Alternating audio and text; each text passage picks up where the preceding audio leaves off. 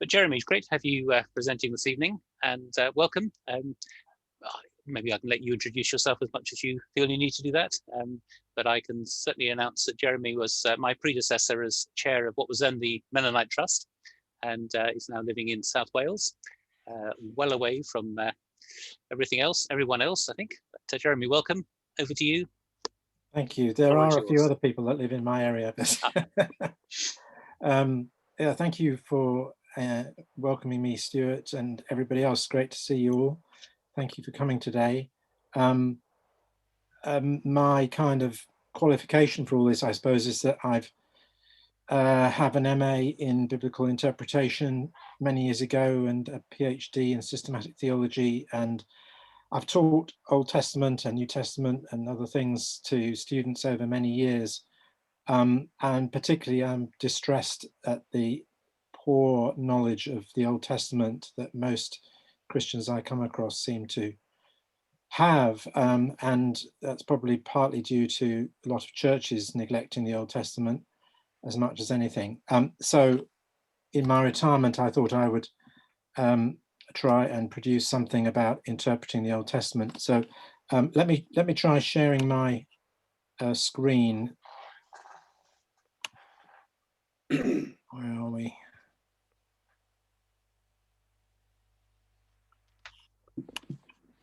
Right.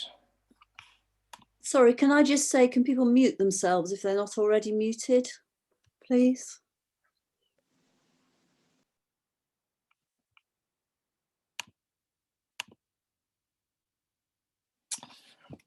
Okay, can people see this? Good, thank you. So to give you a bit of an idea of what I intend to do this evening, I'm going to talk a little bit about this book that's coming out this summer, hopefully. I want to do a little bit of an orientation to Old Testament theology. Some of you may know this all very, very well, others maybe less so. So this is just a little bit of an orientation. And then hopefully my slide will allow me to go forward. It seems to have got stuck here. Doesn't do that normally. What's happening? Oh, here we are. The main part of what I want to talk about is what I call reframing the First Testament. I've decided that I'm not comfortable with the term Old Testament for various reasons, and quite a lot of Old Testament theologians are starting to use the term First Testament. So I'll try and use that as in first and second half of a concert or a football game or whatever. The First Testament is actually essential in order to understand the Second Testament. It's not an optional extra, as some people these days seem to think. So I'm going to talk about two ways of doing this, two ways, if you like, of Old Testament or First Testament theology. Firstly, looking at the scriptural story as narrative theology, and I'll talk briefly about the overall narrative of the First Testament and then the overall narrative of the two Testaments, and say something about the proposal that has been made about paradigms for understanding how the Testaments relate to each other. But that's quite a popular way of doing Old Testament theology, First Testament theology. So I want to say more about the scriptures as canonical theology, which is probably less well known, but I think quite important. So that involves talking about the canonical shape of the First Testament. And then I will link it to the Second Testament by saying that it is definitive commentary on the First Testament. And if we have time, I might get onto the hermeneutical key for a Christian reading of the scriptures, which emerges from looking at both of these two. So that's a kind of plan of where I hope to go this evening. Let's see if I can get my slides to move on. We seem to be having difficulties at the moment. And perhaps I'll do it this way. Yeah, okay, so here's something about my forthcoming book. It's called Interpreting the Old Testament After Christendom. It's published by Cascade, which is part of Whitford Stock. I talked to my editor recently, and he hasn't edited it yet. He plans to do so by the end of March, and it's scheduled for this summer to be published, so we'll see how it goes. Anyway, here's an outline of the book. There's an introduction which mentions something about the challenges to interpretation, and also various approaches that people have taken to interpretation. And then I'd say a little bit about what I call the art of interpretation, particularly addressing the question of supersessionism. This is the idea that's been very common in Christian history, that the Christian church has replaced God's ancient people, the Jews, in God's purposes. The church has replaced the Jews, and so on. I think it's something that the Christian church, since the Second World War and the so-called Holocaust, which I don't really like as a term, but anyway, has begun to realize how badly the Christian church has treated Jews down the ages, really from very early times, and we need to recover from that. So in a sense, this is my kind of one of, I wouldn't say it's the only, but one of the key things about my book. I'm trying to find ways of recovering from supersessionism in terms of how we interpret the Old Testament or First Testament. And I found this book, Willie James Jennings, very interesting when he talks about the origins of race theologically, and has given me a lot to go on in this area. So that's, if you like, one of the tools I'm using in this whole project. So the book then goes on to a couple of chapters about interpretive approaches.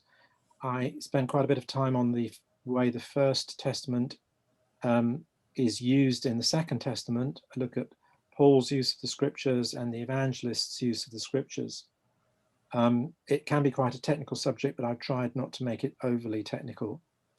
And then chapter 3 is about interpreting whole books. This is quite important methodologically, because I think that often people in looking at the meaning of the Old Testament take short statements or a few verses or possibly a chapter or two at a time, and don't take seriously enough the whole book. So I use the book of Genesis as an example here, and I also talk about literary, historical, and theological perspectives on any particular book. So in the second part of the book, I take up reading the former prophets, and I won't say much about exactly how I do this here, but I try to treat each book at a time. The books of Samuel 1 and 2 Samuel, 1 and 2 Kings, I treat together, as I'm sure that's how they were originally intended, although they're just so big that they had to be split into 2 parts. I've chosen to look at these 4 books because they contain some of the most difficult material, perhaps, in the First Testament. I mean, particularly the conquest of the land, but you've got very violent King David as well, not to mention a lot of other characters like Samson and King Solomon. So King Solomon, I think, is quite an unpleasant character, actually. Anyway, there's lots that I could be saying about that, but I'm going to whiz over that. The third part of the book is about interpreting the First Testament.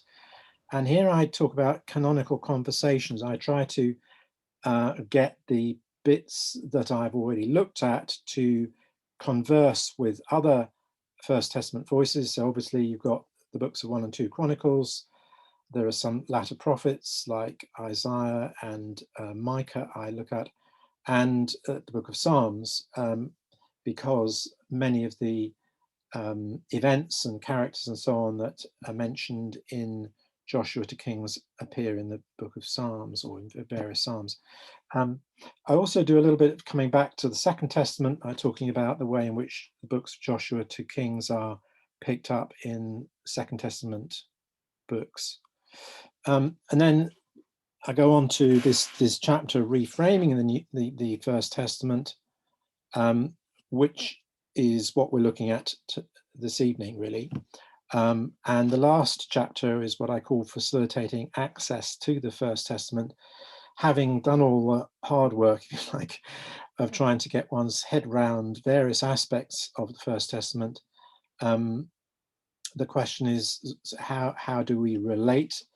How do we understand the relationship between First and Second Testaments? How do we then seek to explain that to people, whether it's in churches or in other situations? How do we make connections to the contemporary situation? I do some of that from topics in Joshua to Kings, but also mention a couple of other, I think, important topics that are more general to the First Testament, particularly talking about the environment and about racism. We had Black Lives Matter going on last year, and it continues, of course. Well, it's been going for a number of years, actually. And it seemed to me that it was important for a book like this to address a topic like that. And lastly, a few practical notes, really, about facilitating biblical literacy ends the book. So that's, in a nutshell, what the book tries to do. I don't say much about the topic of law in this book. And so, having finished the book, I'm now working on a second book about how might we interpret law in the Old Testament as Christians. I think it's another detail, if you like, of this whole field, which I do need to address, but I couldn't do everything in this one book. So I'm not going to have stop and ask questions at this moment, but just simply to give you a bit of a feel of where I'm going and why this chapter has come to us this evening. So secondly, to go on to give a bit of an orientation to Old Testament theology.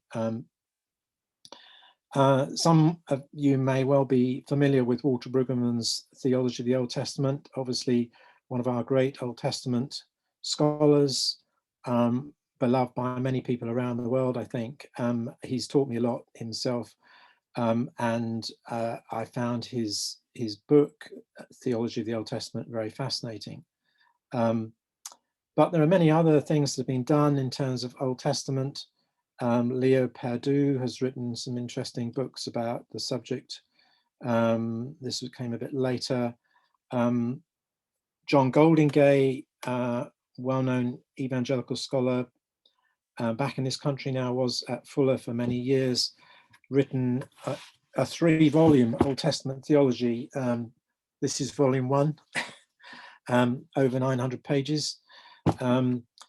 So quite a blockbuster, really, and it's been out for a little while now, but probably the most significant Old Testament theology after Brueggemann's, I should guess, in recent times anyway. But Old Testament theology can be broken down, if you like, into other subjects or particular bite sizes. And I thought it might be worth mention something about creation theology. And one of the scholars that I found most helpful is Terence Fretheim. And this is his one of his interesting, well, they're all interesting really, but one of his most influential books, probably God and World in the Old Testament. He's very focused on relationships between human beings, obviously, but the created world is also an important part of his thinking. William Brown, another important scholar of the Old Testament, here he's writing about the Bible, science, and the ecology of wonder, focusing on creation texts through the Old Testament, not just Genesis, but in Proverbs, Isaiah, and so on. And he's taken a lot of time to relate everything to contemporary science. So interesting one. But this book I became very excited about when I read it, Hebrew Bible and Environmental Ethics. The title's not particularly helpful. I mean, it's obviously about the Hebrew Bible, but it's really about contemporary understandings of animism, and finding, if you like, animist ideas within the Old Testament, and arguing that this might revolutionize the way in which we understand and relate to the natural world. So when I managed to find a second-hand or a relatively cheap copy, it was still quite expensive. I don't think it's become cheaper yet. It needs to come in paperback because it's such an important book. That was 2019. Okay, so that's just a little bit of introduction, if you like, to the whole world of Old Testament, First Testament theology. So here we come to the business end, really. How might we go about reframing the First Testament in the light of what we know from the Second Testament? How might the coming of Jesus shape or reframe our interpretation of the First Testament? That's the question that I'm wanting to get at. And the way I suppose I'm trying to go about this is to start within the First Testament itself, rather than jump too quickly into the Second Testament. I will come to the Second Testament, but I think there has been a great danger over the years of Christians reading too much back into the First Testament rather than taking it on its own terms first. So that's what one of the things I'm wanting to do. So we begin by looking at narrative theology. Narrative is really quite popular. Narrative approaches to the Bible these days, both First and Second Testament. John Goldingay's first volume is a narrative theology. He goes on to other topics in his other volumes, but it's worth asking why people might want to do narrative theological work on the First Testament. I think narrative theology comes more easily than most other approaches to theology. It's about stories. Human beings like stories. Children's Bibles have great time telling the stories of the Old Testament. I think narrative theology lends itself to connecting the two testaments. Obviously, there is a strong narrative thread, however you want to construe that, between the First and Second Testaments. And there are many connections made by the Second Testament back to the narratives of the First. And the other reason I'd give here, I think, is that in my earlier chapters in the book, I focused on narrative books, Joshua to Kings. And so this whole book really focuses on narrative approaches. So it's a natural move for me to make to start talking about narrative theology. But I will explain in a moment, a bit later, why I think it's also worth thinking about the scriptures as canonical theology. And one of the reasons why is what I said earlier on about trying to recover from supersessionism. We need to learn from the Jews. We need to learn from the way in which they have understood their scriptures, and in fact the way they organize their scriptures and the priorities they give to certain books within them. So that's my first reason for doing this. But secondly, I think that, and of course there are different canonical ways of doing this, but a canonical approach that I'm going to talk about chimes with some literary approaches, which I'm also using quite a lot in my book elsewhere. So the canonical approach tends to take seriously the particular books of the Bible, and so does a literary approach, or certain literary approaches do anyway. So they're the reasons for taking these two approaches. So let's move on to thinking about some narrative theology.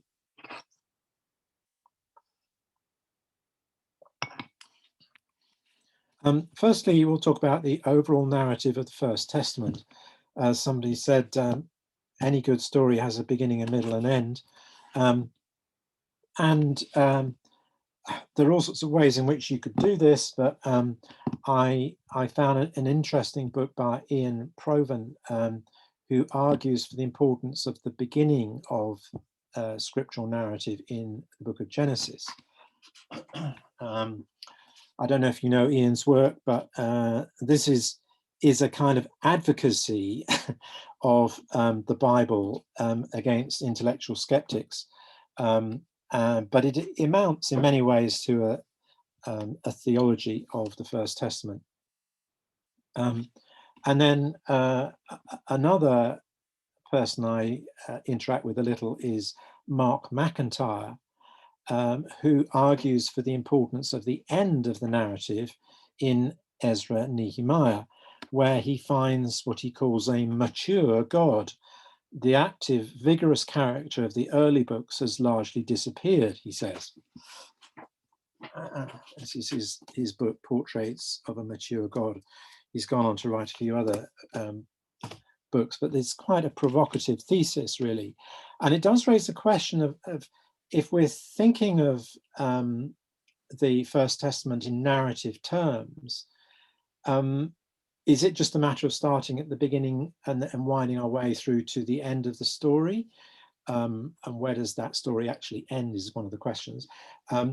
Or, what approach do we take to this? It's a very long, big story. In the way I've done my book, I focused on the middle of it, looking at Joshua to Kings. That's not because I think the earlier parts and the later parts don't matter, as will become obvious, I hope.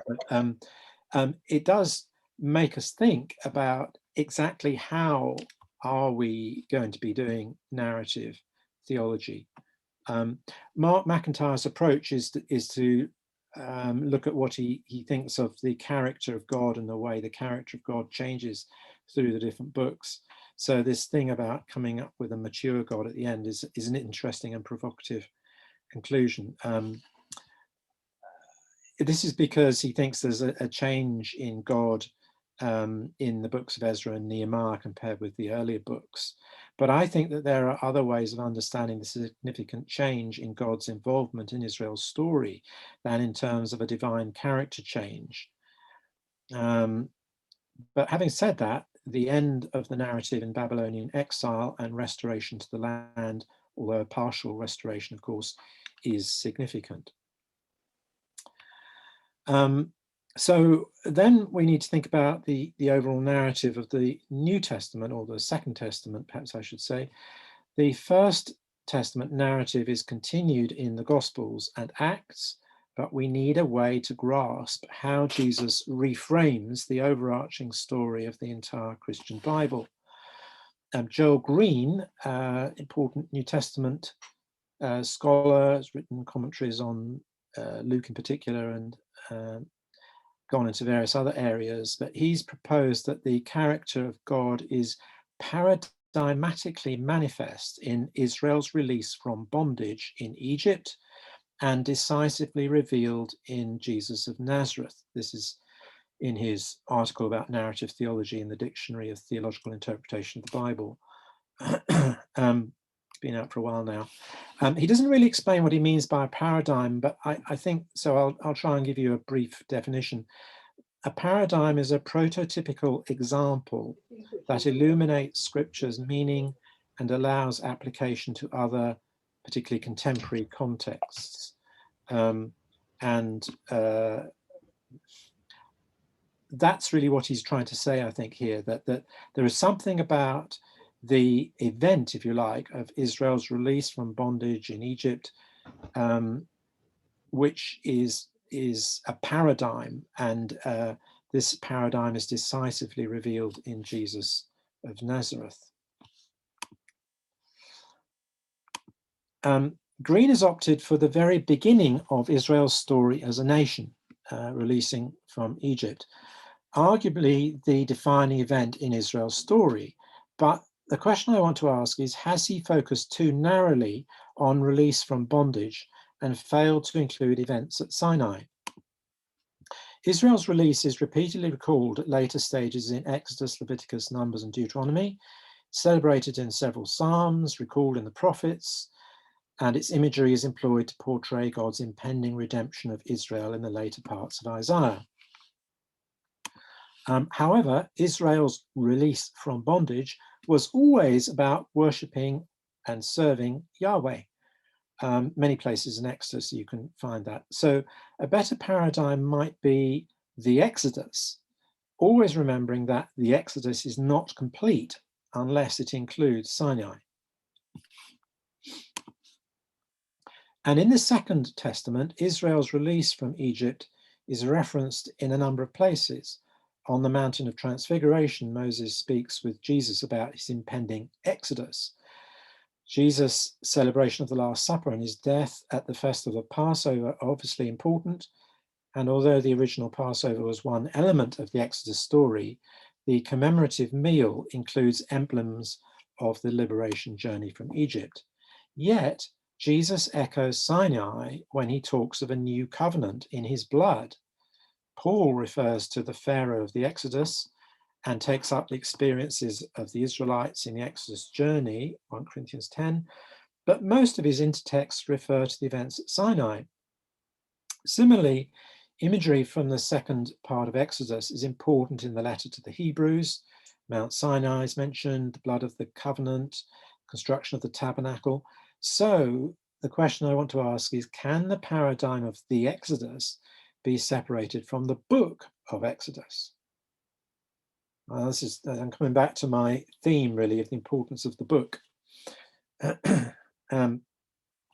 Although the Exodus is certainly one of the most important paradigms in Israel's story, there are other contenders. The significance of the exile in Israel's story has been vital in historical and contemporary internal Jewish debates on identity, religion, and nationalism. It's been taken up by a number of Christian theologians and biblical scholars, and the concept of diaspora has been significant in cultural and post-colonialist studies. So I'll just briefly offer some elements of the exile that indicate theological shifts towards the end of the overall narrative of the First Testament. Firstly, Ezekiel's vision of Yahweh's departure from Jerusalem culminates in an extraordinary divine reassurance to the exiles in Babylon. Thus says the Lord God, though I remove them far away among the nations, and though I scatter them among the countries, yet I have been a sanctuary to them for a little while in the countries where they have gone. So Yahweh disengaged from Israel as a conventional nation with territory, monarch, and temple, but not from Israel as an exiled people. Indeed, Yahweh has gone, we might say, on a pilgrimage with them. And secondly, Jeremiah's letter, famous letter to the exiles in Babylon, extends a remarkable assurance to them. Thus says the Lord of hosts, God of Israel, to all the exiles whom I have sent into exile from Jerusalem to Babylon, build houses and live in them, plant gardens and eat what they produce, take wives and have sons and daughters, take wives for your sons and give your daughters in marriage, that they may bear sons and daughters, multiply there and do not decrease, but seek the welfare of the city, the shalom of the city where I have sent you into exile, and pray to the Lord on its behalf, for in its welfare you will find your shalom. So although the exile is understood in the former prophets as a punishment upon Israel for its failure to love Yahweh and keep Torah, here there is a glimpse of a complementary way to understand exile as a means of bringing blessing to the nations. It is remarkable that the exiles might experience welfare in Babylon, even if it was not the homeland that they longed for.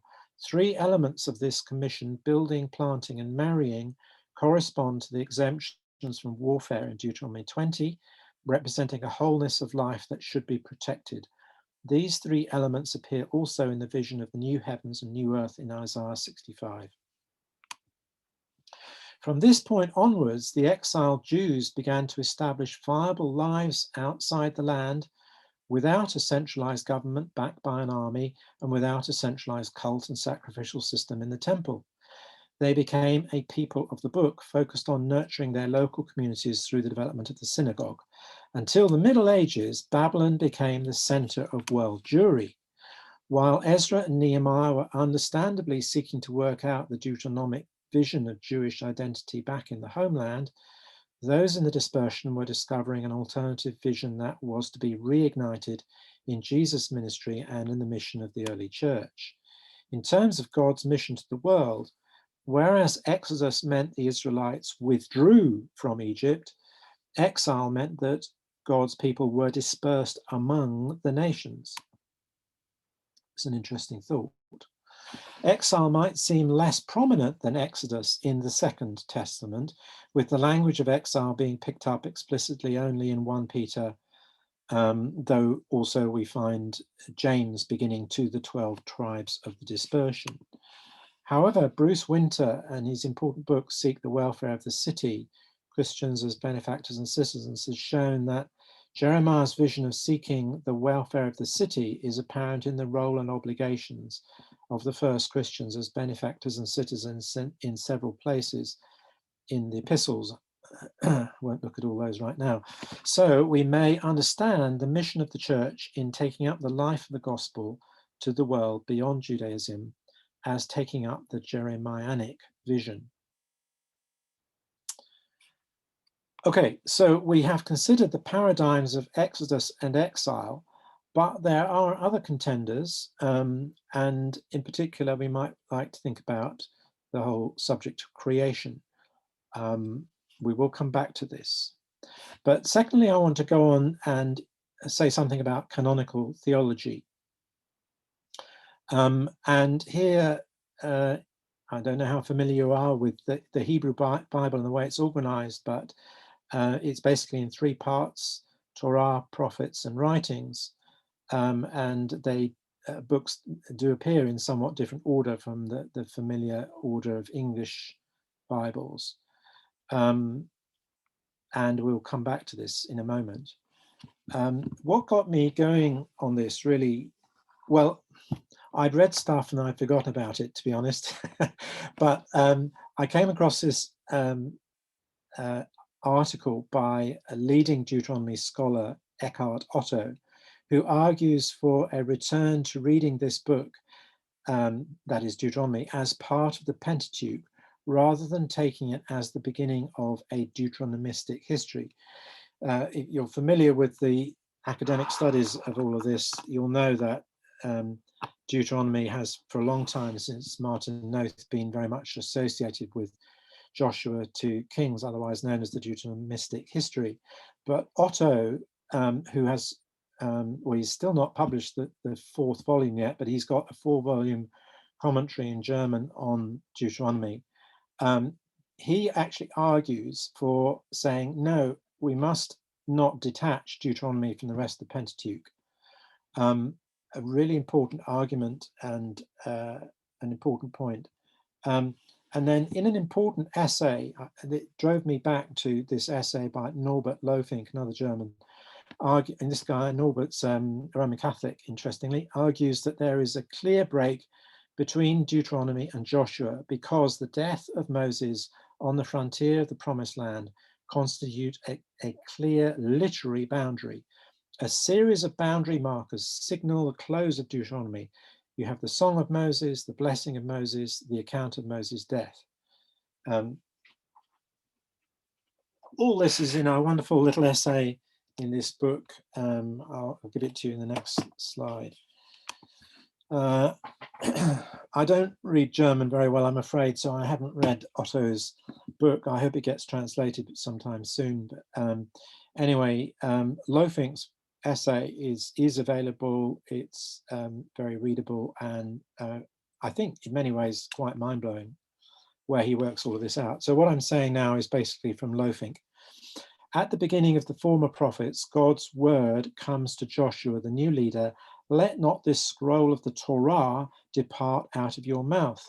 This expression refers back to Deuteronomy 31:24, which itself refers to the written covenant text of Deuteronomy 5-28, and yet it may ultimately have the whole Pentateuch in mind. Lofink makes a fundamental point about Deuteronomy's built-in fracture between the Exodus story and its fulfillment in the Promised Land. And it has significance for the whole First Testament. We see it in literary terms, he says, by the fact that Deuteronomy 34 is not only linked directly to Joshua 1, but in exactly the same way to the book of Isaiah, the first of the latter prophets, and to the Psalter, and in somewhat less clearly marked fashion to other individual building blocks of the Old Testament canon. Isaiah, the first, I'll just explain what he means. The first book of the latter prophets follows directly on the end of Deuteronomy, since its appeal to heaven and earth takes up Moses' song, "Give ear, O heavens," from Deuteronomy 32. Isaiah soon summons the rulers of Sodom and people of Gomorrah to hear the Torah of our God, and this impugning of Jerusalem refers to the impending exile that is sensed even in Deuteronomy chapter 29, where those same two cities, Sodom and Gomorrah, are named. In the following verses, Isaiah makes clear what the Torah is concerned about, not sacrifices, but justice for the oppressed. In the second chapter of Isaiah, a new and different Torah appears, the Torah for the nations, who will receive it in the eschatological pilgrimage of the nations to Zion. The tension between these two Torahs will be the content of the whole book of Isaiah, says Lofink. And then turning to the Psalter, the first book of the writings, this begins with the image of the man who does not follow the advice of the wicked or take the path that sinners tread or sit in the seat of the scoffers, but his delight is in the Torah of the Lord, and he murmurs his Torah day and night. And the last line here largely agrees with the formula of Joshua, chapter 1, verse 8, murmuring the Torah day and night. In pointing out these links between Deuteronomy and the former and latter prophets and the writings, Lofink alerts us to the non-linear connections between the books of the Tanakh. He explains the origin of such connections in the individual scrolls of the biblical books that were stored upright together in small baskets. These scrolls could be accessed in a non-linear order. You know, we're all well, I expect we're all used to reading books downloaded from the internet on computers and so on, but I still find physical books easier to access quickly if I want to. So what Lofink's pointing out here is that if you wanted to grab a book from the First Testament, you could quickly get at it rather than having to whiz through an enormously long scroll, basically.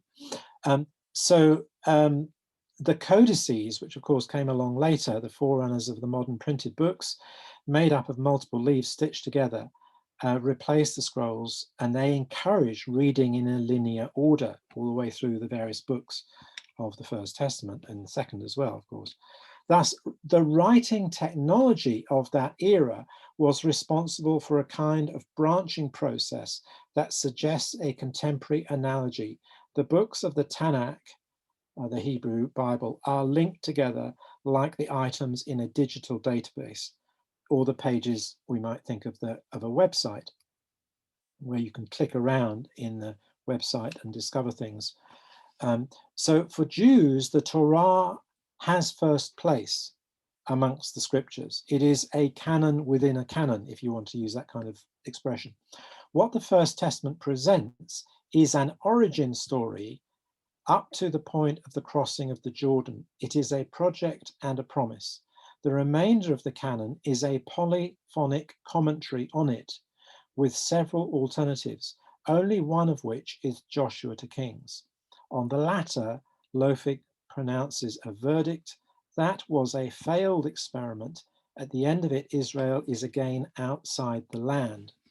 When we read the latter prophets in their final form, the entry to the land is always still to come. Everywhere in the Old Testament canon, in one way or another, we find reflections from every possible angle on this threshold existence still in the wilderness. So, for example, in Ezekiel 20, Israel's history in the land is told from an exilic perspective, and it all sounds as if Israel had never been in the land at all. The time in the land was still a time in the wilderness, and now Israel, by contrast, is in the wilderness of the peoples. So we could come up with a kind of diagram which tries to encapsulate what Lofink is proposing here about what he calls the branching character of the Hebrew canon. Over on the left, we have the Torah, which is the bit of the scriptures that the Jews read most regularly. And I think what Lofink is suggesting is that as Christians, as we read the scriptures, as we read the First Testament, we really must get our heads around Genesis to Deuteronomy. That's number one.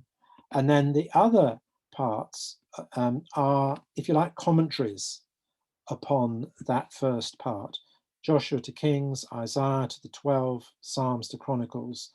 They are commentaries that illuminate, give expansions upon, sometimes debate with even what we find in Torah.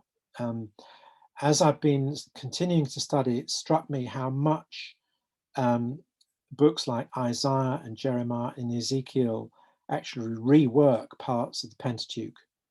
They although they're prophets, books coming from prophets, if you like, they are very much intertextual in the way they deal with the Torah.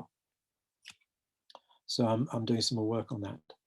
Just to take this forward into the Second Testament, Lofink wants to say that the Second Testament must be understood as definitive commentary on the First Testament, and particularly on the Torah. Lofink proposes that as the former and latter prophets and the writings may be understood as commentaries upon the Torah, so the Second Testament is a further set of commentaries on the Torah, but this time, if you like, the definitive commentary.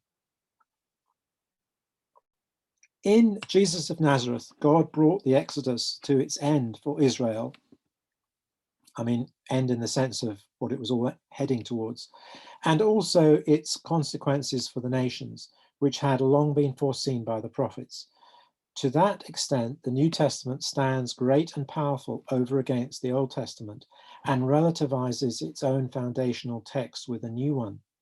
John baptized across the Jordan in the wilderness, but Jesus, with his first disciples, crossed over the Jordan to the west. In the land, he proclaimed that the reign of God had come, and it did come, in the signs and wonders in the land that Moses' epitaph could not report. That is how the Gospels begin. Even in John 3:26, where the baptizer also works in the land west of the Jordan, he only begins to do it after Jesus has crossed the Jordan ahead of him. The Gospels thus also link directly to the situation that existed when Moses died on the bank of the river. But since the resurrection of the dead begins at the end of the Gospels, we are sure that the Exodus has reached its goal. Nevertheless, Jesus ascends after the resurrection, leaving the disciples to follow him during the in-between time before he returns. This is a striking analogy to the death of Moses and suggests that the basic text, or canon within the canon, of the Second Testament is the fourfold set of Gospels, while the remaining books, Acts to Revelation, are commentary on it, in turn suggesting that Gospels can be realized in a multitude of ways. The shape of Jesus' ministry as presented in the Gospels suggests that he adopted the verdict of the latter prophets upon the project of Israel in the land as told in the former prophets. Fascinating way of suggesting that maybe Jesus had a particular angle on the whole First Testament. Now, Norbert Lofink has a brother, Gerhard, who is a New Testament scholar, and he takes up his brother's argument and discusses First Testament passages that envisage how people can live in peace and without violence, while acknowledging the frequent violence that it contains elsewhere. Gerhard comments on Jesus' decision to renounce violence in his own career. Jesus did not simply reproduce and repeat the Old Testament. He certainly did not insert completely new content into it. Instead, from the immense material in his Bible, from this experience of centuries, from this heaped up mass of wisdom and history, he discerned and drew out the scarlet thread of God's will with a sensitivity and ability to distinguish that we can only marvel at. Jesus' genius, and Jesus was a genius, if we can use such banal language of him, consisted precisely in that he brought together at its center everything Israel had already discovered, and he did so both critically and creatively. Jesus, by weighing the many voices with a critical ability to differentiate, allowed the new thing to arise out of what had already been known and hoped for. So we could expand the earlier diagram like this. The bit in green is what you've seen before, just squeezed up a bit in order to make space for the Second Testament. So Lofink is suggesting that both Lofinks are suggesting that the Gospels really are the definitive commentary on the First Testament, particularly Genesis to Deuteronomy, and that Acts to Revelation give us further commentary, unpacking further what the Gospels have to say. The hermeneutical key for a Christian reading of the Scriptures, I'm looking at my time, I think I might get into do this by 9 o'clock, so that's what I'm aiming for.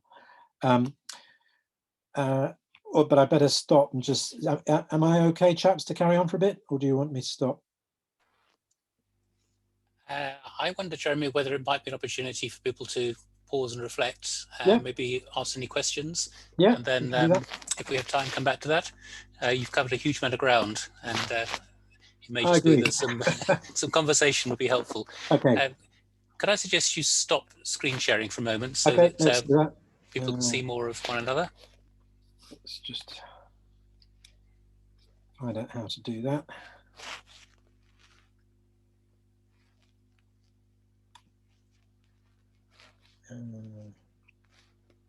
Just trying to get back to a full screen. I've forgotten how to do that. At the top of the screen, you can stop sharing the screen. And invite him to continue. And the conclusion, you may want to screen share again. Thanks, thanks, Stuart.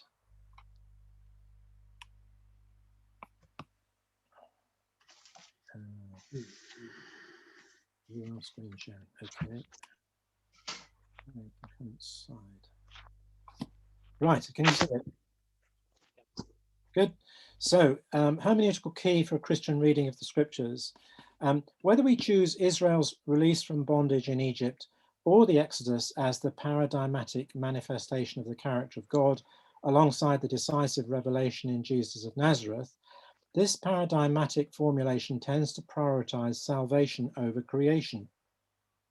Although Green's prior point, I haven't given it to you here, but in the article he talks about the one aim of God could hint at God's larger creation purposes. In order to throw light on this subject, I'm going to appeal to Terence Fretheim's important work on the theology of creation in the book of Exodus. I must emphasize that Fretheim is arguing from the book of Exodus and not simply the Exodus event. Generally, he says, God's work in creation provides the basic categories and interpretive clues for what happens in redemption. God's work in creation has been shown to be life-giving, life-preserving, and life-blessing. You only got to read the first few verses of Exodus to see that. What God does in redemption is in the service of these endangered divine goals in and for the creation. The hymnic celebration of that redemptive act in Exodus 15 is permeated with creation talk in terms of vocabulary, structure, and theme.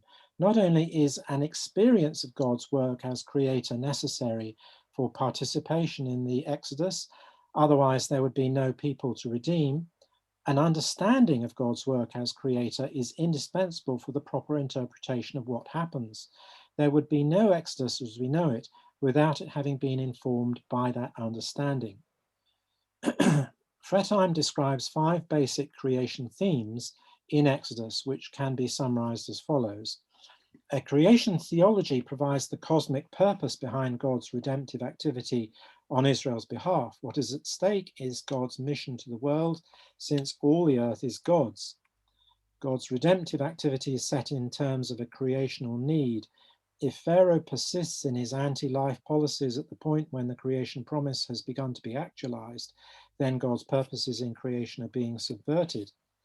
God's redemptive activity is cosmic in its effects. God's defeat of the powers of chaos results not simply in Israel's liberation, but in the reign of God over the entire cosmos. God's calling of Israel is given creation-wide scope. Israel is called out from among other nations and commissioned to a task on behalf of God's earth.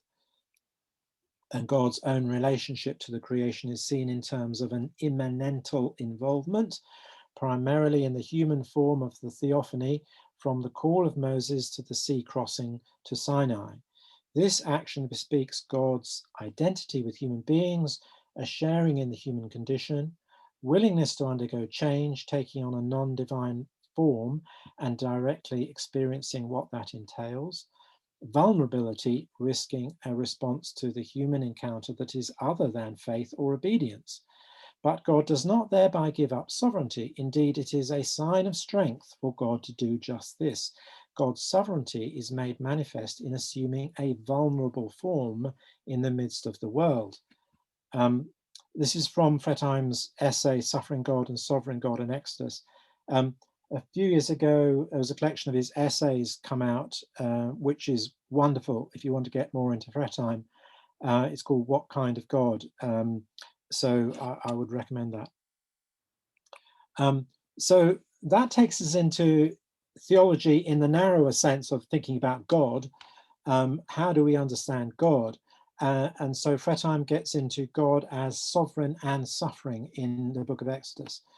These points about creation set the stage for Fretheim's more extensive discussion of two central images of God in Exodus, sovereignty and suffering. Images of divine sovereignty are prominent. God's lordship is evident in the proclamation of the law and call to obedience. God's judging is experienced by the Egyptians. God's kingship is explicitly confirmed only once at the end of the Song of the Sea, so-called. The nature of the divine sovereignty enables God to work through the natural order at will. In the plagues, the wind and the sea, the provision of food and water in the wilderness, the natural pyrotechnics at Mount Sinai. Yet this sovereignty is qualified in that it is usually in coordination with human activity, i.e. Moses, sometimes with Aaron. The divine use of nature is also congruent with what is possible for nature to become if properly used or improperly exploited. It is not arbitrary, so the plagues are congruent with the anti-creational sins of Pharaoh. Thus, the language of divine sovereignty is appropriate, yet must reckon with the complexities of divine, human, and cosmic interaction. The order of divine rule over the human activity is rather differently conceived, especially in the opening chapters that provide a hermeneutical base. In the divine engagement with the 5 women in chapters 1 to 2, God is not the subject of any verb in their various actions, so that divine action is unobtrusive, unlikely, and vulnerable. God ironically uses what is low and despised in that world to shame the strong. The first word from God in the book to Moses in chapter 3 is programmatic, and the narrator's report back in chapter 2 helps to establish this, and interweaves metaphors of sovereignty and suffering. Sovereignty is evident in the divine initiative, agenda-setting will to deliver Israel, and announced ability to accomplish this. Alongside this, God declares, I have observed Israel's afflictions, and I know their sufferings. This testifies to God's intimate experience of this suffering. For God to know suffering is to follow the metaphorical grain, to allow suffering to enter deeply into the divine being. Yet this does not mean God is powerless in the face of this suffering. Rather, this suffering focuses the divine energies on the situation and works on it from the inside rather than the outside. Study of Exodus shows that the controlling category of metaphors must include both sovereignty and suffering metaphoric fields. Yet in the history of God talk, sovereignty metaphors have usually been the controlling ones and thus left largely unqualified. Once the controlling status of the suffering metaphors is recovered, Fretheim insists, there will be a decisive effect on common understandings of sovereignty. So he says, the end result is that suffering and sovereignty stand alongside each other in a metaphorical dialectic. Suffering and sovereignty are internally related to one another in God, such that the sovereign God is always suffering and suffering God is always sovereign. Contextual factors, however, the needs of time and place, may call for one metaphoric field to achieve some ascendancy over the other. Hence, given the present common understanding of sovereignty, suffering will have a more decisive effect on sovereignty than the other way around. And that then springs him, Fretheim, into thinking about 2nd Isaiah. In a comparison between Exodus and 2nd Isaiah, Fretheim notes the latter's reuse of Exodus imagery in appealing for God's intervention, followed by God's comforting response. However, Isaiah does not jettison the Exodus imagery of the divine warrior, necessary to effect Israel's salvation from oppressors. Instead, it is transformed to function as God's powerful ways of love and suffering. God's rule is now of a different order. Our study has uncovered a hermeneutic within Exodus itself that anticipates the Isaianic perspective. Isaiah is not a radical reinterpretation of Exodus, but extends a direction of thought already present there. A suffering God is clearly in evidence in Exodus, and it remains for later witnesses such as Isaiah and the New Testament to work this out in greater depth. In other words, the transmutation of sovereignty metaphors in view of suffering ones is characteristic of both traditions.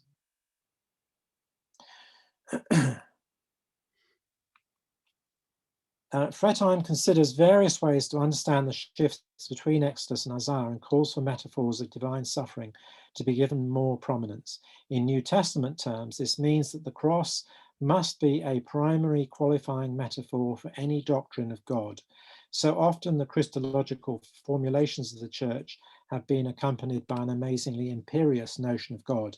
The sovereignty of God must finally be defined in terms of how it looks when nailed to a cross. I think he's got that right. Fretheim's discussion of the interaction of sovereignty and suffering as theological images in Exodus and Isaiah should make us wary of simplistic appeals to Exodus or exile as paradigms. Setting these in the context of a theology of creation must also complement a theology of salvation. Looking for paradigms in the First Testament, I think, is less helpful than doing the more detailed work of grasping the theology of particular books and holding these within the canonical shape of the whole Bible. So that's enough from me. There are other ways, of course, of doing Old Testament or First Testament theology. I've tried to go into some ways of doing both narrative and canonical approaches. So you might like to think about what merits and drawbacks might be identified with the approaches I've sketched out here. And you might want to mention other approaches that you find convincing and helpful as well. Thank you.